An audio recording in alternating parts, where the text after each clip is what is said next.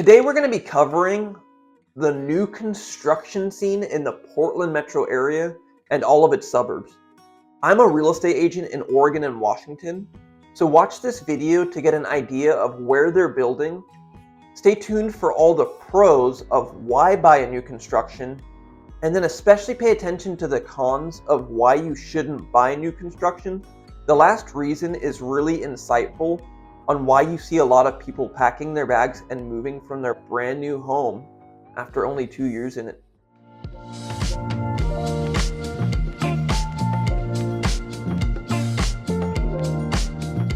To start the video, I just want to let you know that I have helped clients from all over the world move to Portland, Oregon. I just recently helped a couple move from England and buy new construction in a Portland suburb. So hit that subscribe button if you're looking to make a move in 2 weeks or 2 years. It doesn't matter. You're going to get all the information about the Portland market here on my channel, and you can also sign up for my headhunters list. So let's cut to a map of where they're building new construction in the Portland metro area.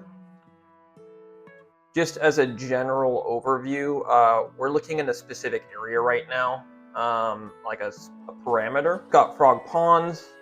You've got Reed's Crossing out over here. You're going to see me in the video later on in North Bethany out here. There's some construction going on. Ridgefield just got an In-N-Out Burger.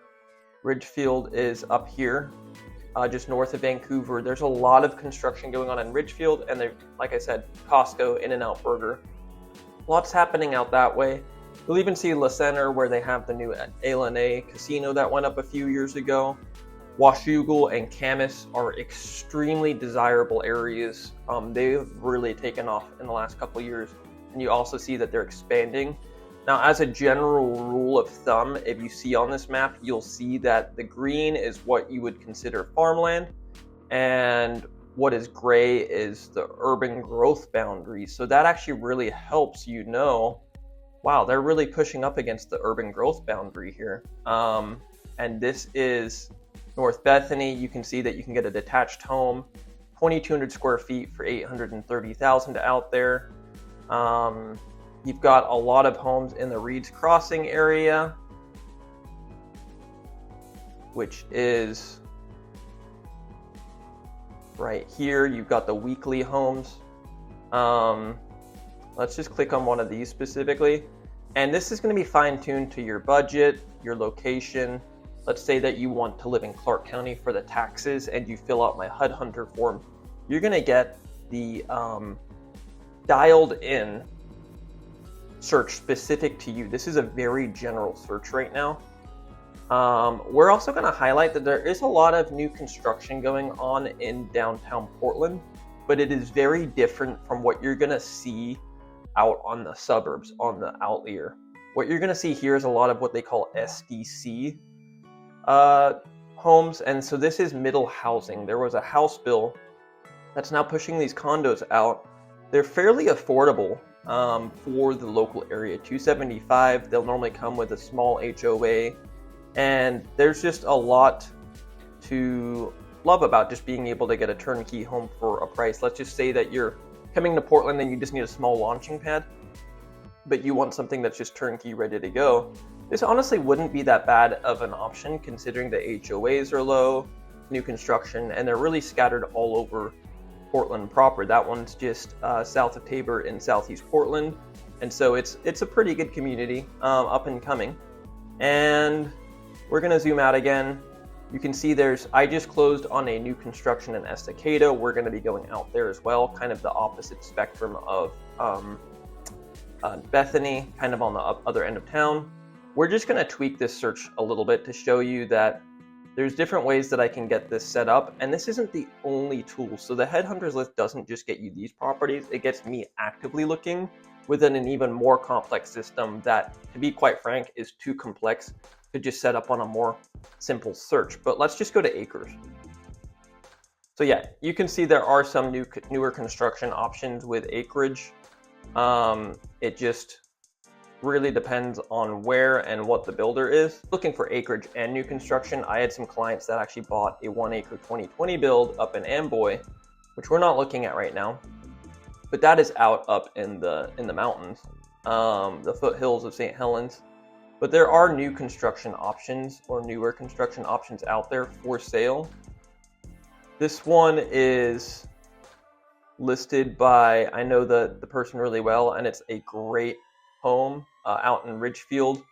Huge home, 2020 build, 5.3 million. You know, there's really any new construction taste you have, Portland is probably going to have it. Here's one in Happy Valley. That's a more modern look. It's got that cool drive-through. Maybe some would look like it's a hotel. There's a little bit of that Southwest influence, modern, but nice home. So yeah, that's kind of the system. Feel free to set yourself up with the headhunter search in the link below, and I'm also going to leave it in the comments. So now that we've gotten a general overview of the map, let's see you in Estacada. So we are at the Cedar Ridge home site in Estacada, and as you can see around me, they are most of the way through construction in most of these homes. And so we're going to get into the 5 pros of buying new construction. And the first reason is that you do not have old house problems. You've got a turnkey house.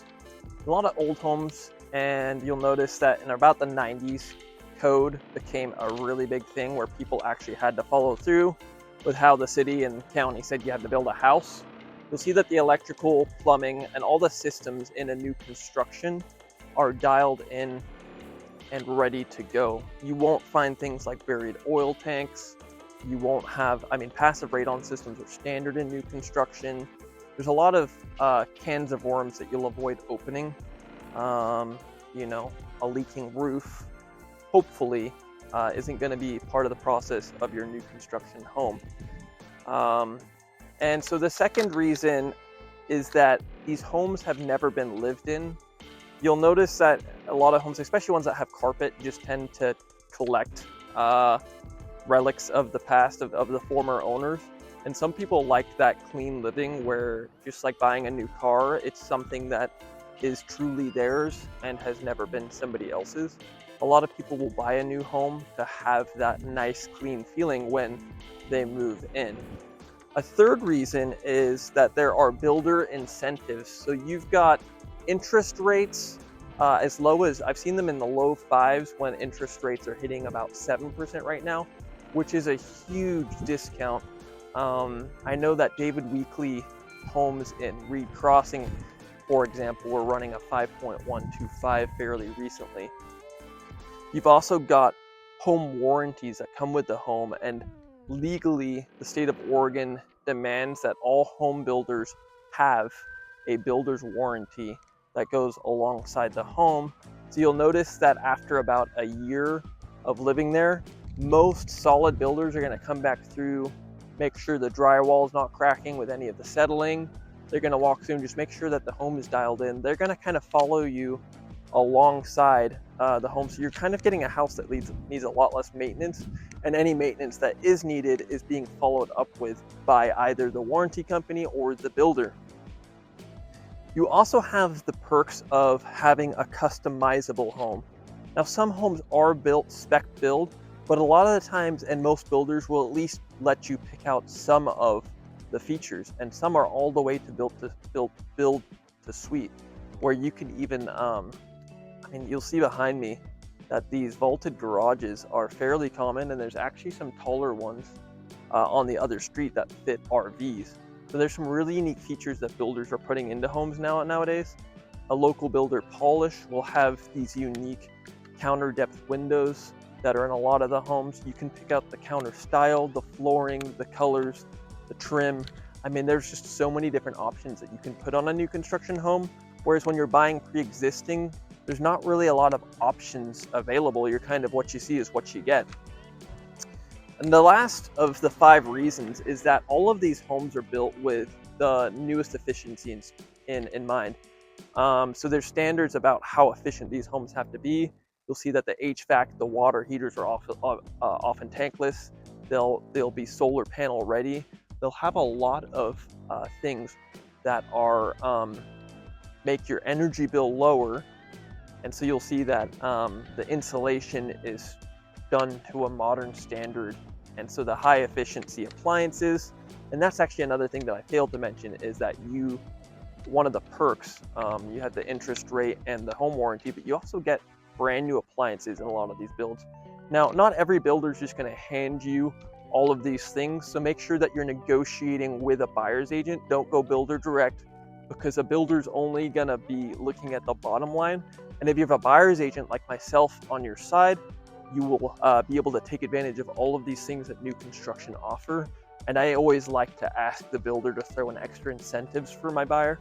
And there's ways to kind of do that in a way that you let them know that they're not the only house on the block or the only builder on the block. You've got to know the landscape of where everybody's building in order to really make sure they're aware that, you know, they can't just give you the house and not fill it with appliances or not follow through with what they're going to say. So I like to keep builders honest.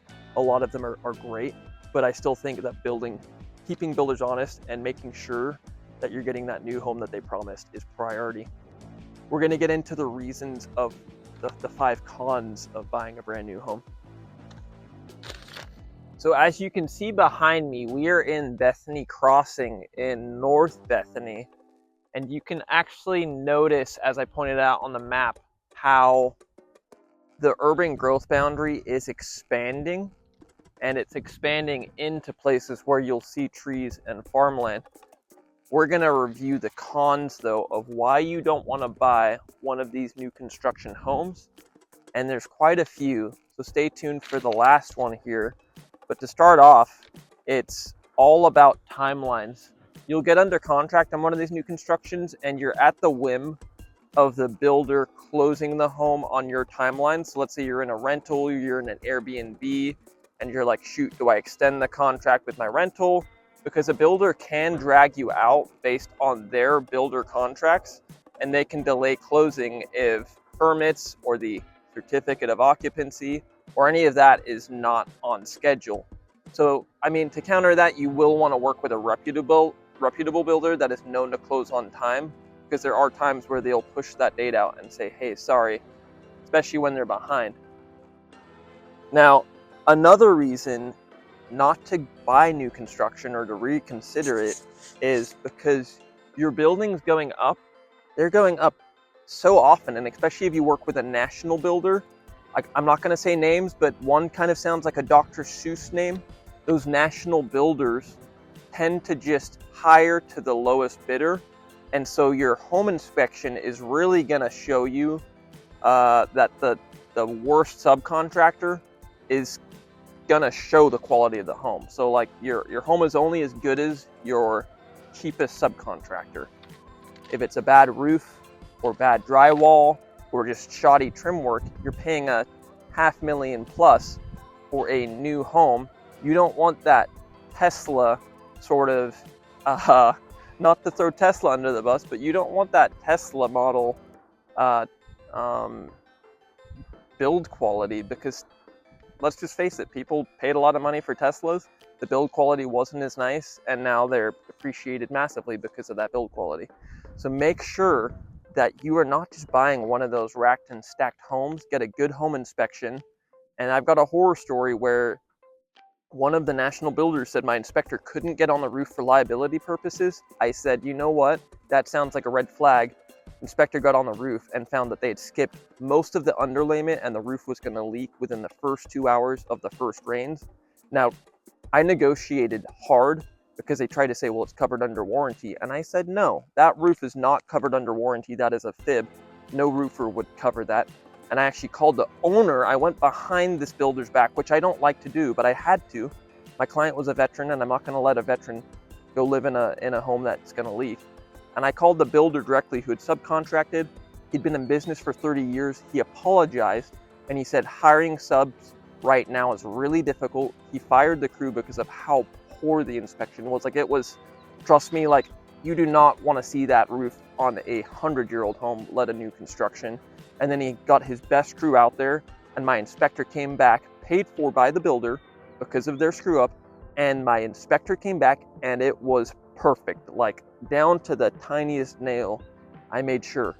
I'm not going to let somebody buy any home, but let alone a new construction. You buy new, you expect new. Don't let them give you that warranty this, warranty that. No, say, I want to move in turnkey with no problems. Now, That is kind of one of the reasons you don't want to do it, though, is especially without a great buyer's agent, I will say. But there's also the depreciation factor. Just like I was talking about Tesla earlier, you rolled a car off the lot. Well, guess what? The second you turn those keys, you're paying for a new home. More often than not, when you see somebody moving out after about 2 years or a year in the house and they're trying to sell, there's very few scenarios, unless it's an extremely high, hot market like we saw in 21, most of the time that person's going to be losing money or maybe breaking even if they're lucky. And that's just due to the fact that they bought it new, and the next person getting the keys is buying a 2-year-old home, not a brand new home. And if that person really wants new, they'll just go down the road where they've continued to build. Now, why would that person be selling in a year or two, though? That actually is the last point, and the point that you came to the end of this video for. And that reason, the final reason you do not want to buy new construction, and hear me on this, is because you do not live in an established neighborhood. Now, what do I mean by established neighborhood? I mean that, look at these trees. Those aren't mature trees right there. You've got building going on. You've got people relocating. There's always something going on. And I have noticed that the culture of a brand new construction neighborhood, generally speaking, very general broad stroke, is that there's a little bit of a turnover in the first few years. So if you're actually asking for my honest opinion of what would I do if I were purchasing new construction, I would actually say maybe look at a 2021 build, a 2019 build. Make sure that you're getting a nice home that all of the problems have already been alleviated and sorted out by that buyer when they moved in and had to haggle with the construction company, because the builder's warranties will last. A lot of that stuff is going to come with the home, and you're still buying a basically brand new home. Now, some people want that new construction, and hey, if you're going to do that, just make sure you reach out to me, because it is really important that you get, if you're going to pay for that new construction home, that you get new construction quality. You want eyes on it, and you want to make sure that you're getting an aggressive buyer's agent that's willing to, treat the builders fairly, but builders are there for the bottom dollar at the end of the day. And you really want a buyer's agent watching out for your interests. So if you're interested in any of the new construction neighborhoods in the entire Portland metro area, to include Washington, I am here for you. And I would love for you to subscribe to stay on top of what is happening in our market, and like that like button, and leave a comment if there's anything that I missed out on. Look, it's not an exhaustive list. There's plenty more reasons to buy new construction, and there's plenty more reasons to not pull the trigger on a new construction home. Watch this video next, because I think you're really going to enjoy it, and follow me for the next video, because you are going to be really excited about what's coming up to bat. You guys make it a great week, a great month, and we'll see you on the next one.